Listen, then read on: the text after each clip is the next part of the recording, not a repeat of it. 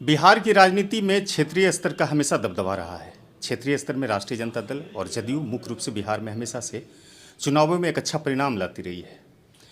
लेकिन अगर हम राष्ट्रीय जनता दल की बात करें तो राष्ट्रीय जनता दल का जो मास पोल है वो यादव और अल्पसंख्यक है। मुख्यतः अल्पसंख्यक में मुस्लिम समुदाय राजद को हमेशा से अच्छा मत देता रहा है और पिछले 33 वर्षों में मुसलमानों की ये स्थिति रही है कि सरकार बनाने में हमेशा से क्रूशल डिसीजन लेती रही है, यानी कि निर्णायक वोट देती रही है। लेकिन हाल ही में नीतीश कुमार ने जब जातीय आधारित सर्वे करवाया और उसकी रिपोर्ट जब सार्वजनिक की तो कहीं ना कहीं मुसलमानों की जब संख्या सामने आई तो बहुत ही बेहतर पोजीशन में मुसलमान अपने आप को पाए। बाद में ये नारा भी दिया गया राजनीतिक दलों के द्वारा कि भाई जिसकी जितनी आबादी है उसकी उतनी हिस्सेदारी भी मिलेगी। तो अब हिस्सेदारी जब मिलने की बात आती है तो मुसलमान कहीं ना कहीं बिहार की राजनीति में कहीं अच्छे पोजीशन में नहीं देख पाते हैं खुद को। चाहे 33 वर्षों के घटनाक्रम में मुख्यमंत्री की बात हो, उप मुख्यमंत्री की बात हो या फिर अच्छे कैबिनेट की बात हो, मिनिस्ट्री की बात हो, तो मुसलमान उसमें कोई खास स्थान नहीं पा पाया है। तो आज राष्ट्रीय जनता दल के प्रदेश प्रवक्ता एजाज साहब हमारे साथ हैं, मुख्यतः जहानाबाद के रहने वाले हैं और बांका जिले कार्यकर्ताओं के सम्मेलन को लेकर के, संवाद को लेकर के इस समय जो अभियान चलाया जा रहा है राजद की तरफ से, तो उसमें हिस्सा लेने के लिए पहुँचे हैं। एजाज भाई, सबसे पहले तो आपका सिटिंग तो आप टाइम्स पर खैर मकदम करेंगे। बहुत शुक्रिया। बांका आए और अभी आप अपने कार्यकर्ताओं से संवाद स्थापित करेंगे, तो कार्यकर्ता में जाहिर है कि अल्पसंख्यक भी शामिल होंगे। अल्पसंख्यक के लिए क्या रूपरेखा है 2024 के चुनाव में? आप देखिए, सबसे बड़ी बात यह है कि जो आपने अभी चर्चा किया या जो बातें कही कि जो जातिगत जनगणना के बाद आंकड़े आए हैं उसमें अल्पसंख्यकों की आबादी बड़ी संख्या में दिखाई गई है। ये दिखाई नहीं गई है बल्कि है, और करीब 18% अल्पसंख्यक समाज के लोग हैं।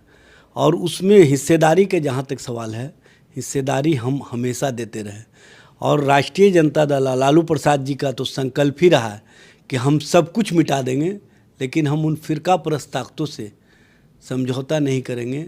चाहे इसके लिए जितनी कुर्बानी हमको देना पड़े हम देंगे।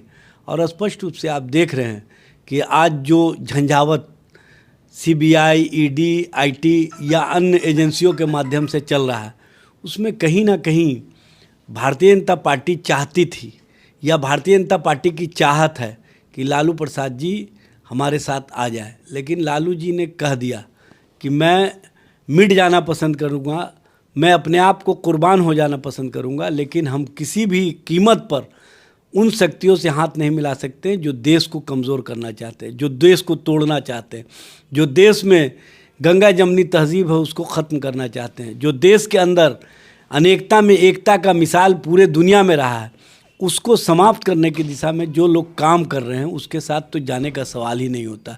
और ख़ास तौर से भारतीय जनता पार्टी जिसका एजेंडा ही रहा है, जिसकी पहचान ही रही है अल्पसंख्यक समाज के विरोध की राजनीति, उसके साथ तो जाने का सवाल ही नहीं होता। तो आप लालू प्रसाद जी ने जब 2015 में नीतीश जी के साथ समझौता किया तो आपने देखा होगा 2015 की सरकार में फाइनेंस मिनिस्टर थे अब्दुल बारी सिद्दीकी साहब। तो ये हमारा जो एग्रीमेंट है, जो हमारा कमिटमेंट है वो दिखता है। लालू प्रसाद जी ने सिद्दीकी साहब को, गुलाम गौस को नेता प्रतिपक्ष बनाया एक साथ, विधानसभा में भी और विधान परिषद में। ये हमारा कमिटमेंट है। विधानसभा अध्यक्ष गुलाम सरवर साहब बने, ये हमारा कमिटमेंट है।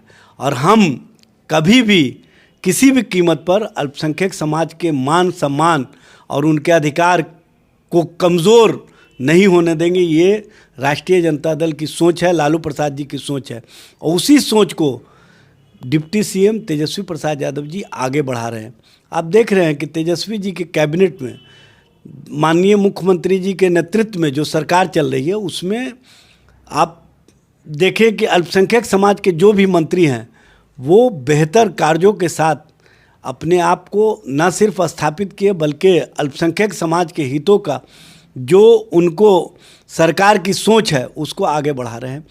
और स्पष्ट रूप से हमारी सरकार की सोच है कि अल्पसंख्यक समाज के कल्याणार्थ, अल्पसंख्यक समाज को हर स्तर पर ऊंचा उठाने के लिए आप देखते होंगे कि जब अल्पसंख्यक समाज के बच्चे पढ़ाई के मामले में पहले किस स्थिति में थे, आज किस स्थिति में है।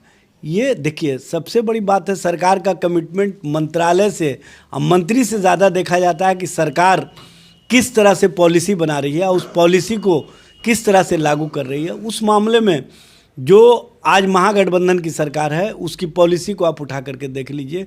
अल्पसंख्यक के हितों की रही है और वो आगे भी चलती रहेगी। अभी हाल ही में मुख्यमंत्री अल्पसंख्यक उद्यमी योजना की तरफ से ऋण देने की बात हुई थी और बिहार के अल्पसंख्यक युवाओं को उद्यमी बनाने की बात हुई थी। 28,500 फॉर्म गिरा था पूरे बिहार से अल्पसंख्यक का, उसमें से 1250 लोगों को लिया गया, जिसमें बांका केवल 18 लोग चुने गए थे उद्यमी के रूप में यहाँ के युवा, और भागलपुर से 38 लोग। अब ये बताइए कितना छोटा आंकड़ा अगर अल्पसंख्यक को आप देंगे तो वो स्टार्टअप कैसे लेगा, उद्यमी कैसे बनेगा। हमेशा से मुसलमानों के साथ तो रोजगार जैसी बात, नौकरियाँ जैसी बात हमेशा परेशान करती रही है। देखिए, पहले आप देखे होंगे कि अल्पसंख्यक कल्याण मंत्रालय के माध्यम से अल्पसंख्यक वित्त निगम था और उसके माध्यम से लोन दिए जाते थे, लेकिन उसमें जिस तरह से कहीं ना कहीं वो जो मकड़ जाल था, और ख़ास तौर से जिनको भी लोन दिया जाता था उनके लिए गारंटी के रूप में सरकारी कर्मचारी होना ज़रूरी था, तो उस मकड़ जाल के वजह कर किसी को भी लोन सही ढंग से नहीं मिल पाता था, तो उसको हमने ख़त्म कर दिया। और मुख्यमंत्री उद्यमी योजना के तहत जो आम लोगों को लोन मिलता था उसको हमने अलग से उसमें अल्पसंख्यक जोड़ने का काम किया।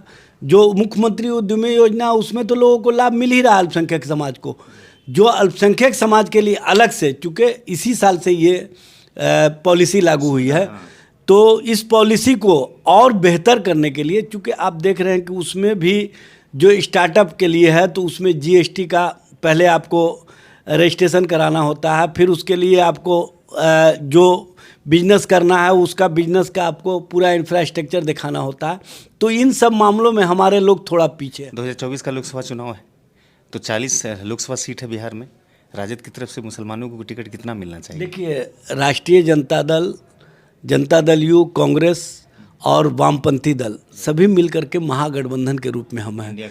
इंडिया गठबंधन देश भर में, बिहार में महागठबंधन। तो हम आपको ये बात स्पष्ट रूप से कह देना चाहते हैं कि अल्पसंख्यक समाज हमारे दिल में है।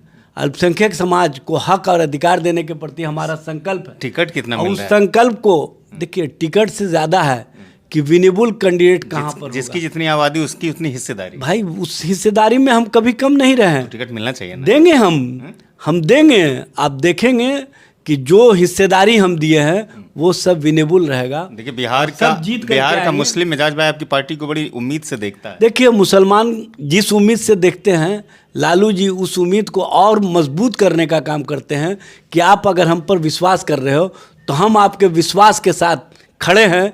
ये लालू जी ने हमेशा दिखाया है, लोगों को बताया है, और उस एग्रीड एजेंडे पर हमेशा कायम रहे हैं कि किसी भी कीमत पर हम अल्पसंख्यक समाज के मान, सम्मान, अधिकार और उनके साथ जो व्यवहार है उसको हम कम नहीं होने देंगे, और उनको टिकट के साथ साथ हम उनको हर स्तर पर सम्मानित करने का जो हमारा संकल्प है उसको आगे बढ़ाने का काम करेंगे।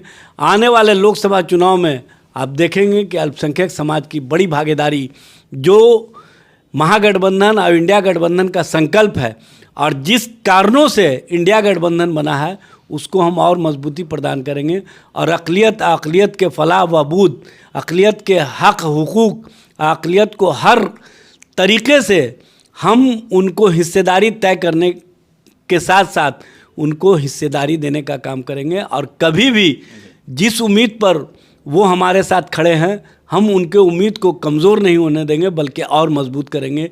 ये हमारा संकल्प है, ये हमारा एग्रीड एजेंडा है। जी, शुक्रिया। एसिस्टेंट टाइम से बात करने के लिए बहुत बहुत शुक्रिया। बहुत शुक्रिया आपका भी। तो ये एजाज साहब थे जो राष्ट्रीय प्रदेश प्रवक्ता थे। उसने कहा कि राजद मुसलमानों के साथ हमेशा खड़ा है और उसके मान सम्मान के साथ कभी समझौता नहीं होगा। बातचीत अच्छी लगती हो तो हमारे चैनल को सब्सक्राइब कर लीजिए, सिटीजन टाइम्स को।